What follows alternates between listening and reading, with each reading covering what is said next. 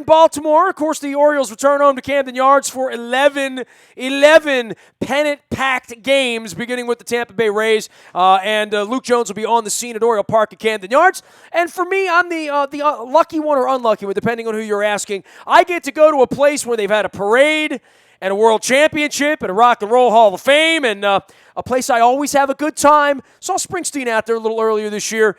To Cleveland, Ohio. I'm going to go there right now, bring in the Browns and sometimes Cavs guy for 92.3 The Fan in the land of Cleve. He is Right or Wrong Fan out on Twitter. He is Daryl Ryder, my dear friend from Cleveland, despite the fact that he has LeBron James on the front of his Twitter page. Hey, man, it's football season in Cleveland, right, Daryl?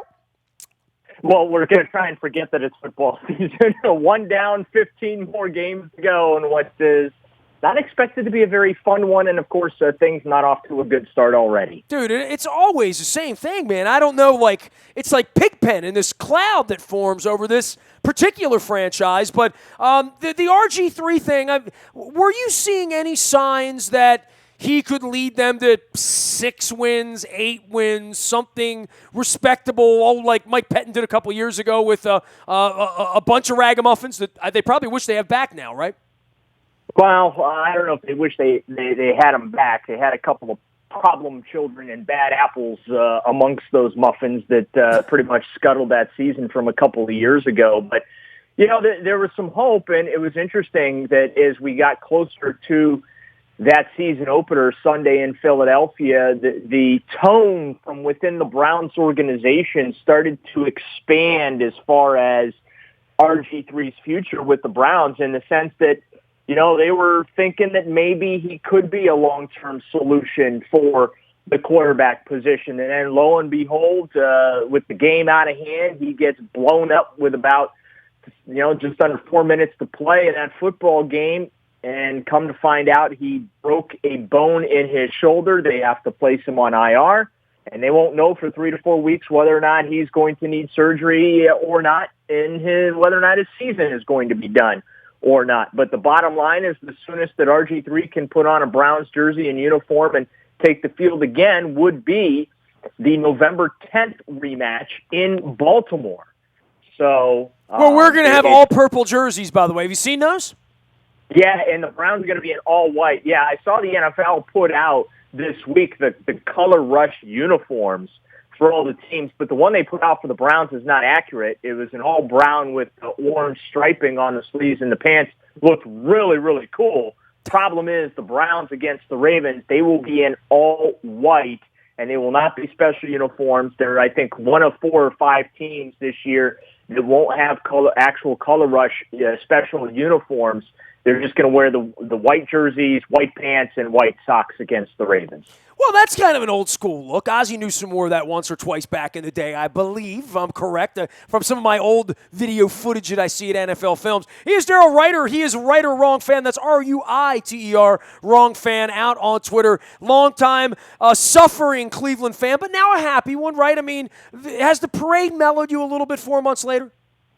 Well, the start of Brown season has kind of basically washed that all off because obviously now I'm consumed with what's obviously going on with this football team right now, and the reality that this is not going to be a lot of fun for fans to go through. It already isn't a lot of fun for them to go through. Carson Wentz, whom the Browns passed up in the NFL draft, basically went out and embarrassed the Cleveland Browns.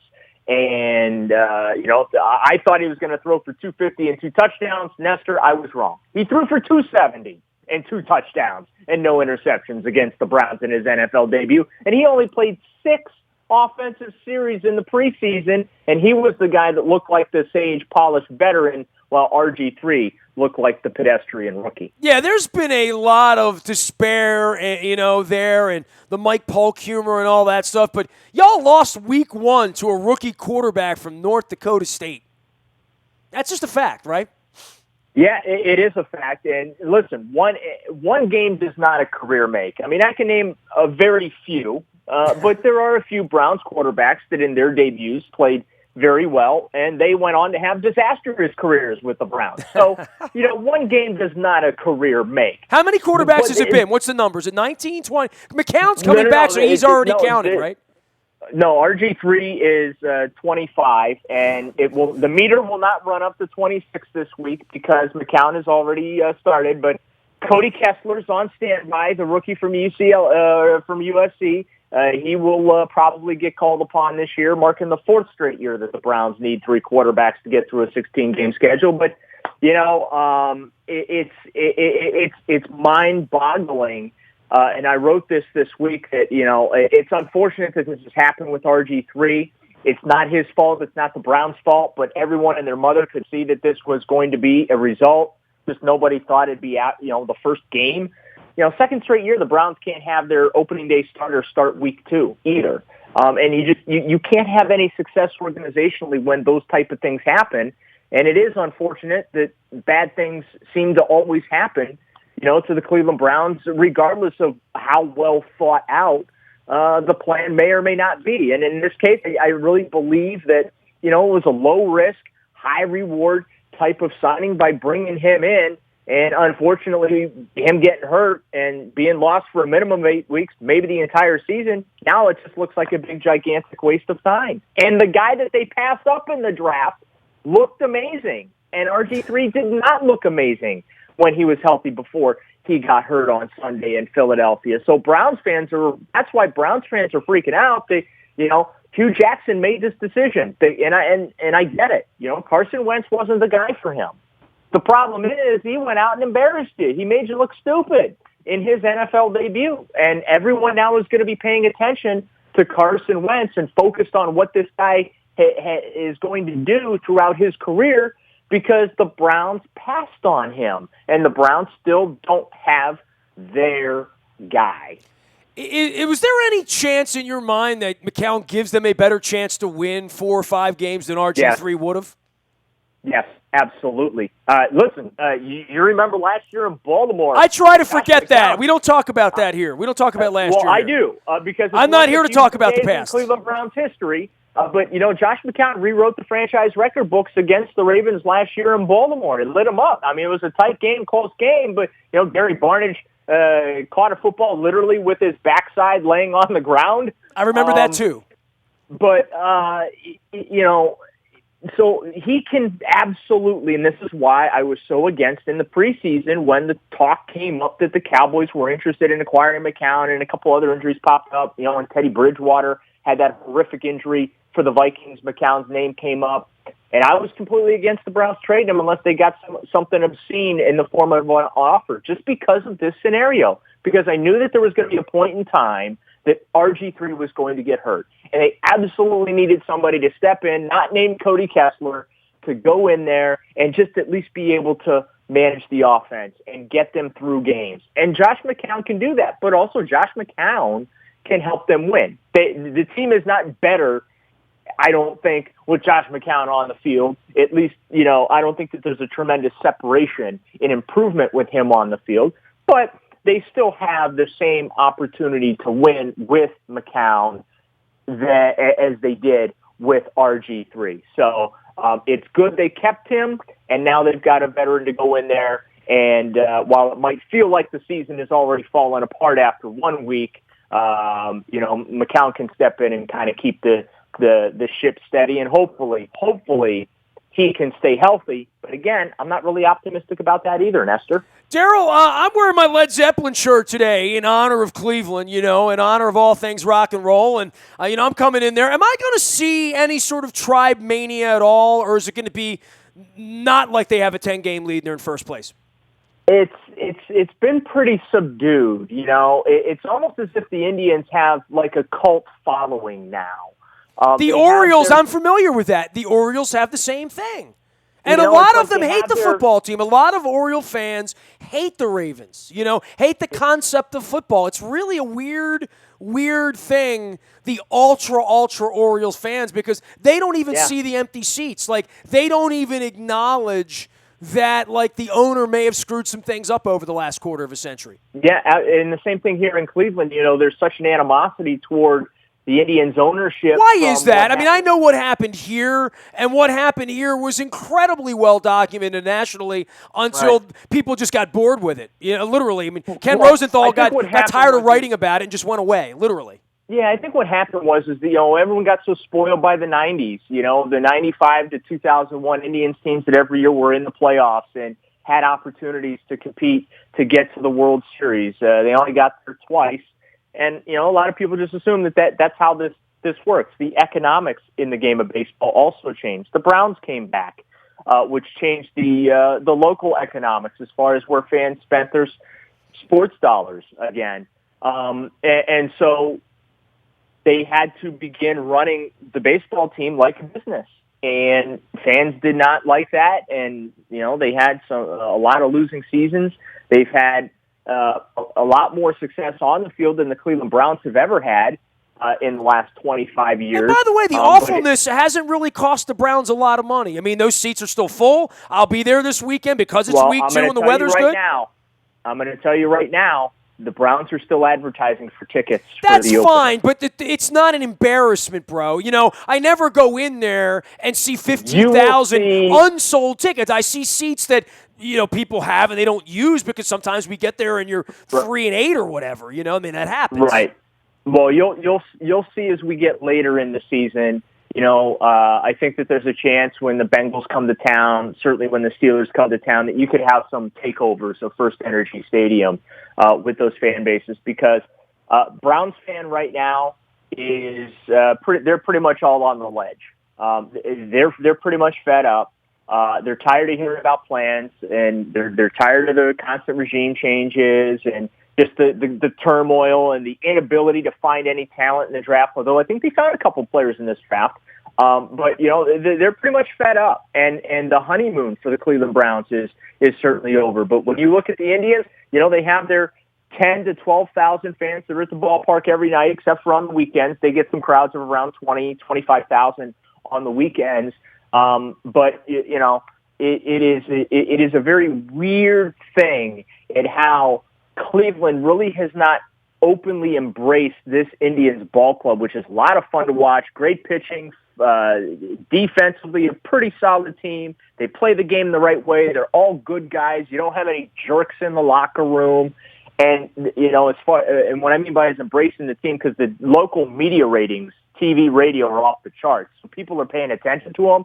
They're just not going to the ballpark. And so, see, the difference is they will all beat a path to go down there next door to see LeBron play, right? Like, no problem doing that when it's 9 degrees outside in a foot of snow when they're playing the Indiana Pacers on a Tuesday night. But, I mean, here in Baltimore, people aren't going to the games, and everybody's got some weird excuse about it, the money, the weather, the riots. I mean, all of that stuff that could be a factor in all of it. But the bottom line is, if you cared enough, you'd show up. They show up 70,000 strong for Ravens games, no problem, right? So you begin to ask the question in Cleveland, like, do I smell funny? Because next door, you have no problem coming downtown. So that's not an excuse in Cleveland. No, and downtown Cleveland is, you've mentioned yourself. You've been here. It's not the armpit of America. Don't tell people that. Don't let that out, that I've said nice things about Cleveland. Don't do that. But it's not it's between you and me. The armpit of America that everyone has painted it to be. I mean, we saw with the RNC all the compliments about how nice downtown is and how it's got it's gone through a real nice renaissance in that. So it has nothing to do with being uncomfortable going downtown. And I don't know what it is, but I will say this: when the Indians clinched the division and they play some baseball deep into October, that ballpark's going to be packed. There'll be 30. I think its capacity now is like 34,000 with the renovations they did. So there'll be 34,000 strong screaming fans there. So there's not, as you know, there's nothing like October baseball either. So dude, I've never been anywhere, literally, in my baseball life, right? So I've been to, I don't know, probably 70 World Series games in my life, all over the country in all sorts of places, from San Francisco and Anaheim to Miami and New York and Boston. And I mean, I've been to World Series games for years. I don't remember anything like the Cleveland World Series in 95 and 97 from a sheer football perspective. I mean, those games, when you went in there and you were seeing that group of Indians, the Bells, Ramirez, Eddie Murray, Martinez, Hershey, those guys, Lofton, Baerga, and Vizquel, all those guys, Yep. That was a football crowd, and I know we had stolen the team by 97. There was some ugliness and all that, but that was Monday Night Football every time there was a World Series game there, and that was a really, really tough place to go play baseball in October.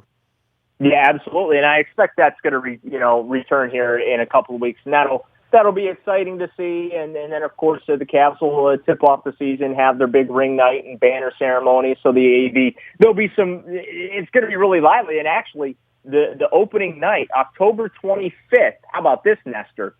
And don't want to get too far ahead of ourselves here in Cleveland. Never want to do that. But October 25th could see the Cavaliers get their championship rings, raise the banner, and also the Cleveland Indians host Game 1 of the World Series right across the street. Look, I can't hate on you people. You know what I mean? Just be happy. You know what I mean? As long as it's not at the expense of the Orioles, I don't know. But there's a good chance the Orioles and the Indians could get together in a couple of weeks out there. And certainly the Indians feel like they have the thing sewn up. By the way, one of the weird things this weekend, I'm not running a bus out there. No one wanted to go to Cleveland this year, by the way. The Tigers are in town this weekend, right? I mean, there's a game going on simultaneously at 1 o'clock at the Indian Stadium, 1 o'clock at the Brown Stadium, 7-8 blocks apart, whatever it is. Certainly easy walk. There are going to be a lot of people downtown on Sunday, I guess, right?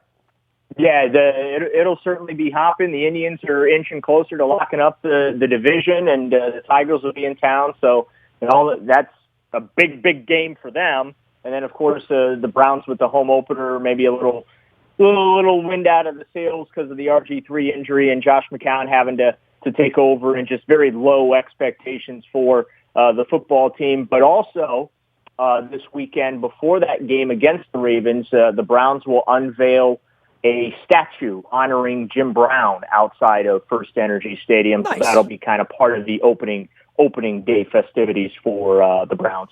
All right, last thing for you. We got Daryl Reiter here. He is Right or Wrong Fan out on Twitter. That's RUITER at 92.3, The Fan in Cleveland. Also covering the Browns as well as the Cavs and other things. Last thing for you. You said there were a couple of guys they've drafted that you think are going to be players, knowing that we play you twice a year, knowing that whatever you say can and will be held against you for the next 3 or 4 years, much like the front office. Give me a couple of guys that I'm going to be hearing about, the way Gibson played well for a while, or certainly Alex Mack. I mean, the Browns have had some nice players the last couple of years. Yeah, a couple of guys you want to keep your eye on. Corey Coleman. Sure. He's their first-round pick, receiver. Got some great hands. He's very fast. They had a little dicey start to his preseason, but I think he's going to be just okay. Defensively, they got a couple of players that Carl Nassib was all over the Philadelphia Eagles and Carson Wentz Sunday in Philadelphia. He was a lot of fun to watch. I think that guy is going to be a very special player. Emmanuel Ogbah, their second-round pick. Keep an eye on him. I think he's got an opportunity to be a player and develop into a consistent star defensively for the Browns. I'll give you a third name on that side of the ball, Derek Kindred. He got dinged up in Philadelphia as well, but he did a nice job in the Browns' defensive backfield at safety. He's another one to keep your eye on. If those guys can stay healthy, maybe, just maybe, the Browns have found a few pieces that they can build on, at least on one side of the football. I knew if I kept you on long enough, you'd find something nice to say about the Browns, right?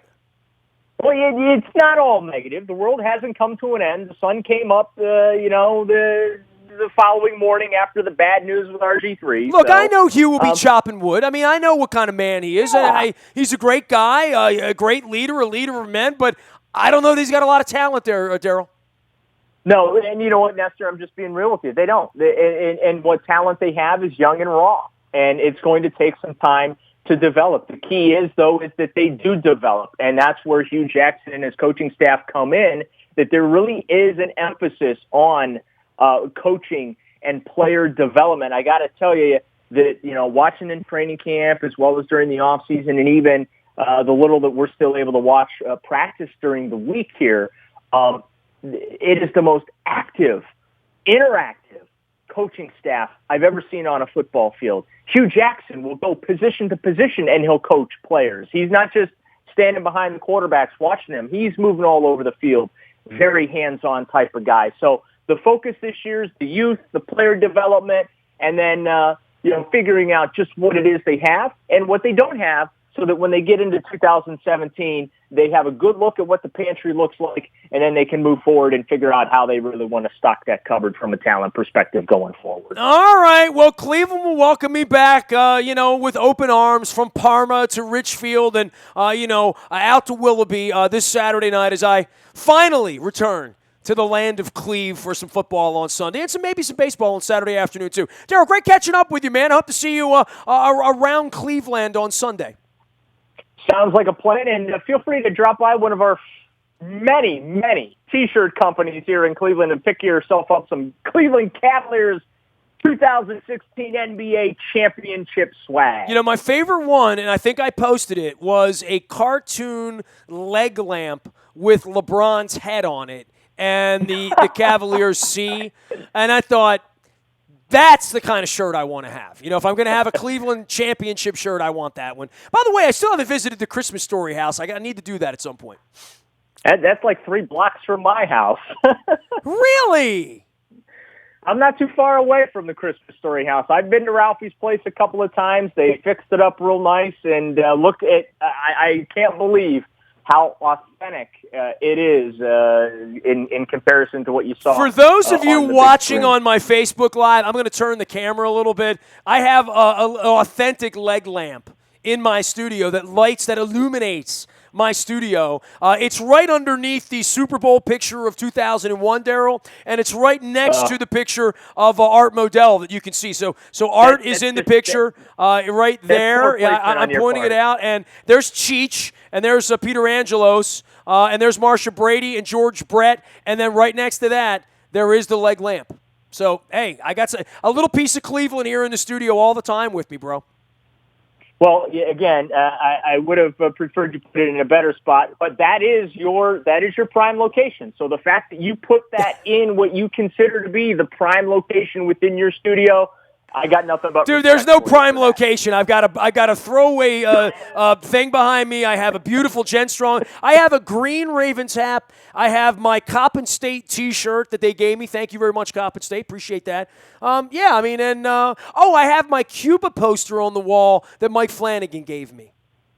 So there. Very nice. That's what I keep on the wall around here. Mementos and souvenirs, and hopefully another Ravens championship. At one point, with tears in my eyes, the Orioles will actually win. I'm just not sure it's this year. Yeah, I don't know. The Indians might be standing in the way of that happening this year. Always talking trash. That's Cleveland and Baltimore. Daryl, love you, man. Appreciate you. Thanks for coming on. You got it, Nestor. Daryl Ruiter, that's Ruiter. He is Right or Wrong Fan out on Twitter. You can find me in the Buy a Toyota audio vault 24 hours a day from anywhere in the world on your mobile device by downloading the TuneIn Radio app. We come in crystal clear, and the morning newspaper is dished to you at 7 a.m. to your email inbox digitally, and all brought to you by Planet Fitness at planetfitness.com. Don't forget, next Tuesday night, Eric Weddle joining us for swabbing for the Bone Marrow Registry, and for There Goes My Hero and some radio up at Adams Jeep in Aberdeen. Welcome one and all in Harford County out to meet Eric Weddle. Great guy. Looking forward to hanging out with him. Can't wait to talk to him, quite frankly, and that'll be on the air next week here at WNST.net as well. Nasty at WNST.net reaches me anytime, anywhere from around the world. We are WNST.net, AM 1570, and WNST Towson, Baltimore, and we never stop talking Baltimore sports.